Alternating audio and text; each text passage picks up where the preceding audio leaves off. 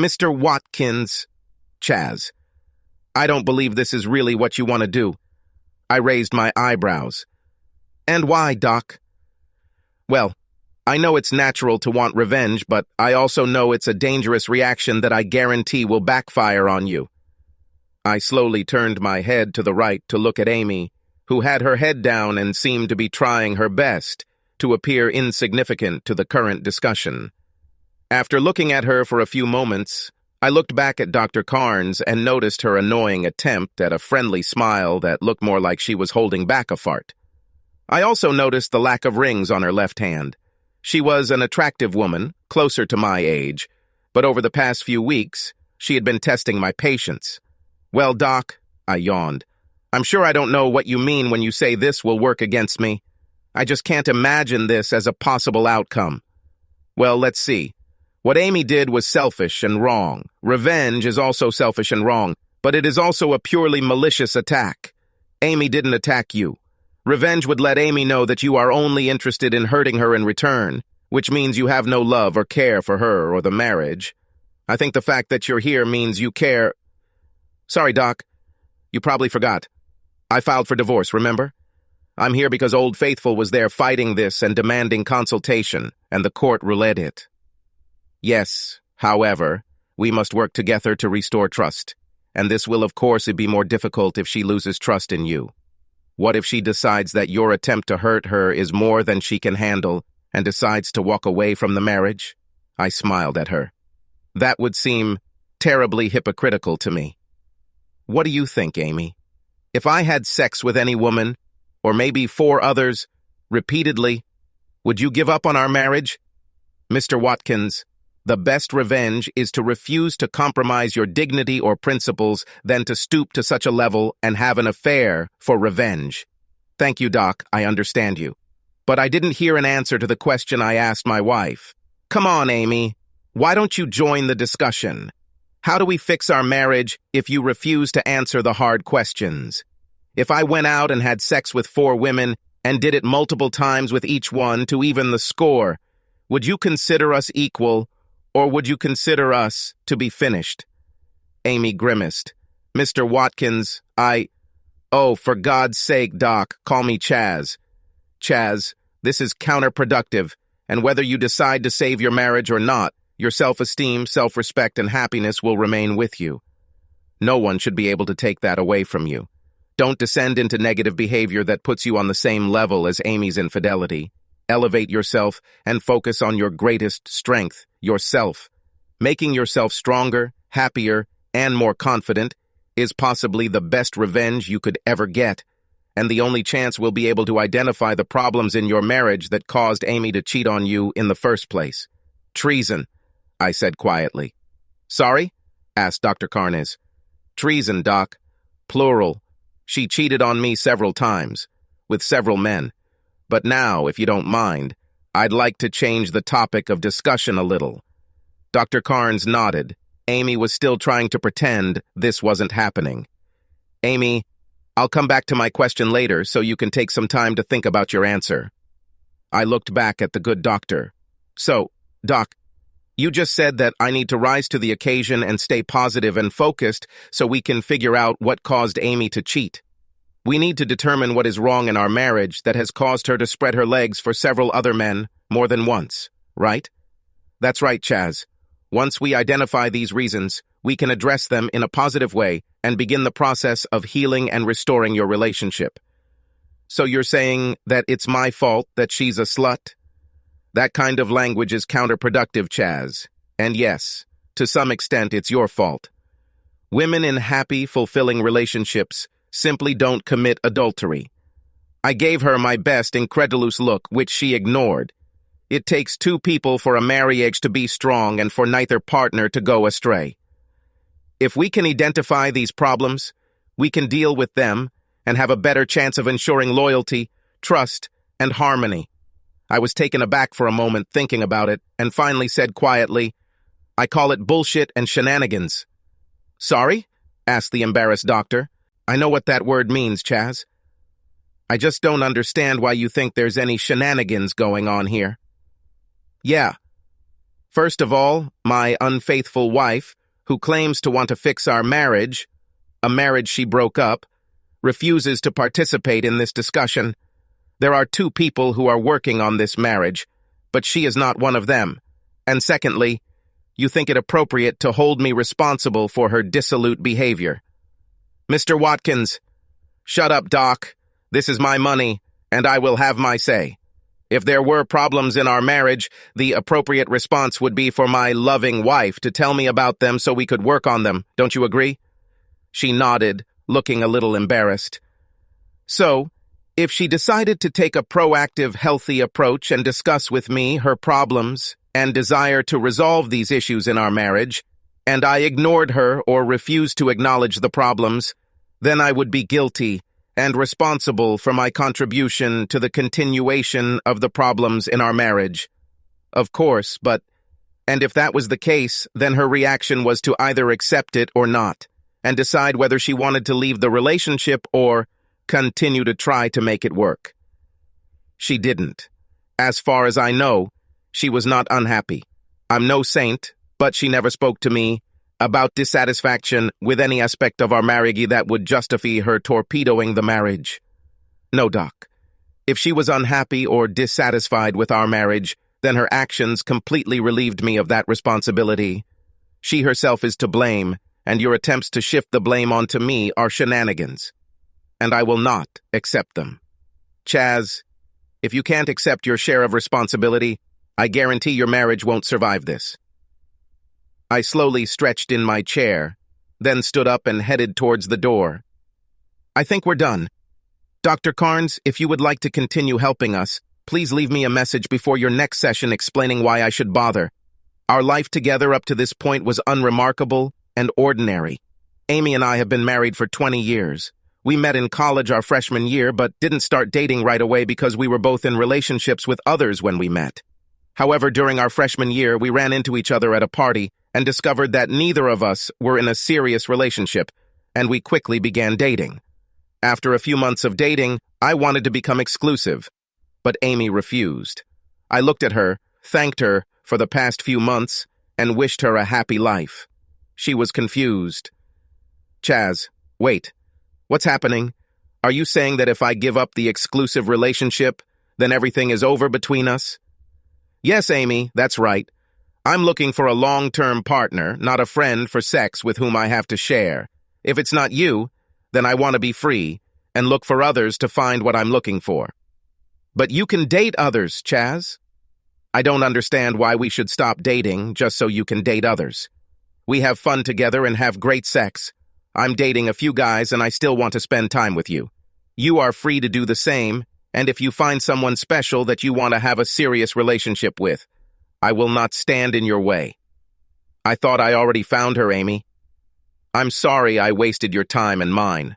Goodbye. I didn't date Amy again after that and spent the rest of my junior year dating others.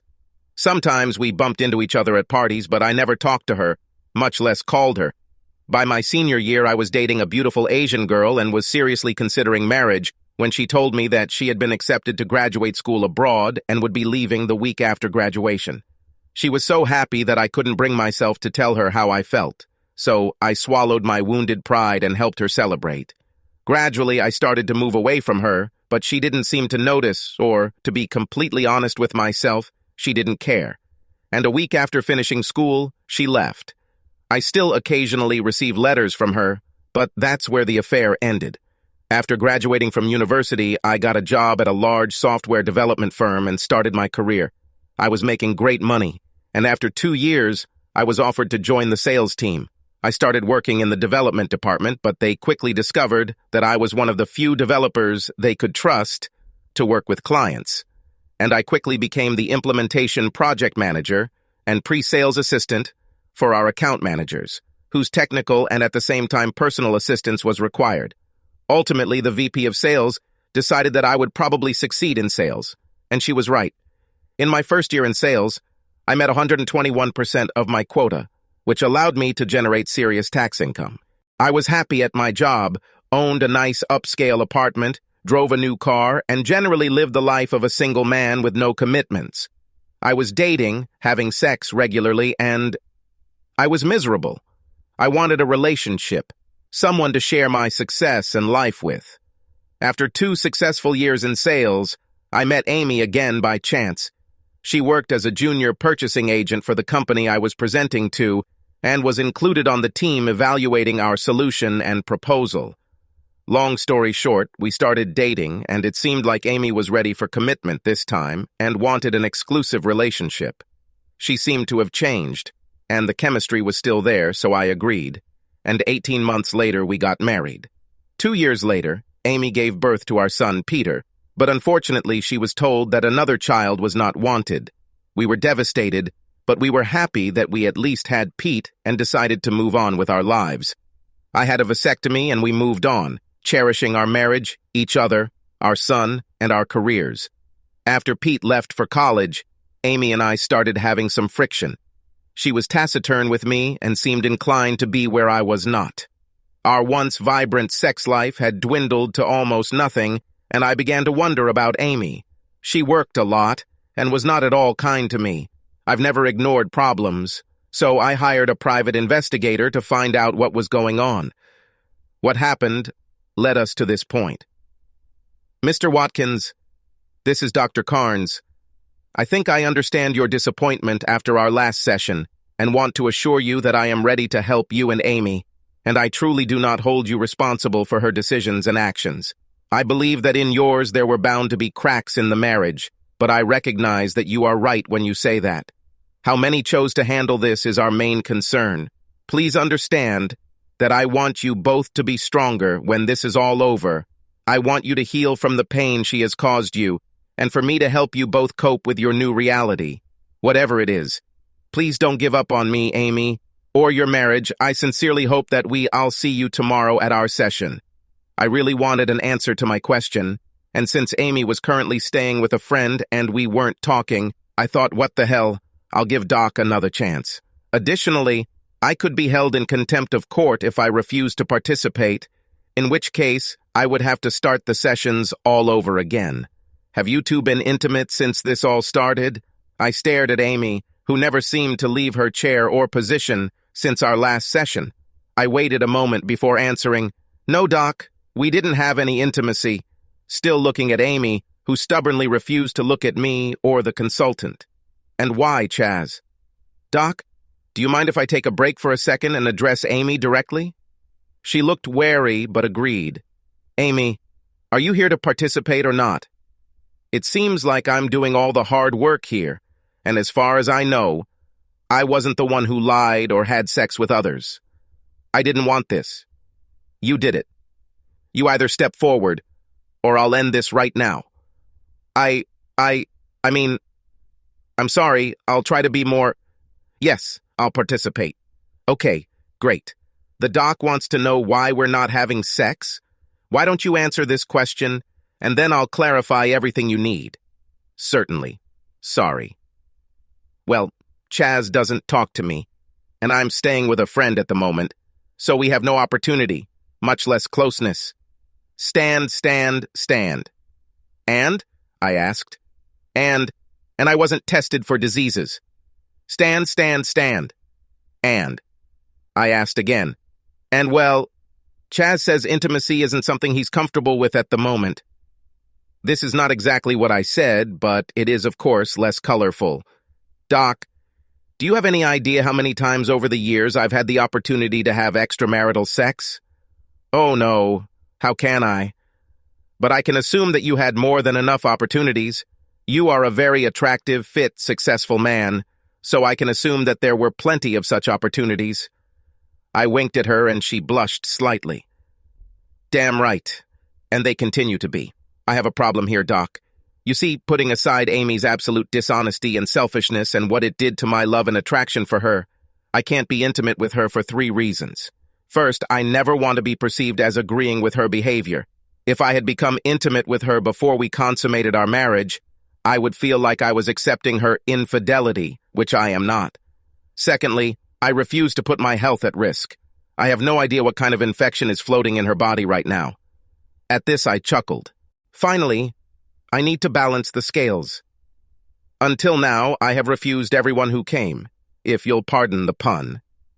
I believed in the vow we made and respected and loved my wife enough that I didn't want to hurt her or jeopardize her health or our relationship.